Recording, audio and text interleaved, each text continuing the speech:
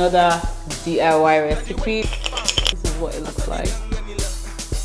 Oh my god, this is so good. Making cough drop is literally making candy. So we're gonna use some lemon juice, ginger, and in the pot we're gonna add natural honey. Use whatever honey you have. Then I'm adding some cinnamon and vanilla to that mixture. On medium heat, we're gonna cook that down. Keep stirring so that it doesn't burn. So you always have to be watching it. And with a thermometer, will allow it to get a certain temperature. But if you don't have a thermometer, just put the mixture in water after like 15 to 20 minutes. And as it hardens up, you know that it's ready. You do have to work really fast because it hardens up pretty quick. I'll have more instructions in the caption below, but that's just how you make it.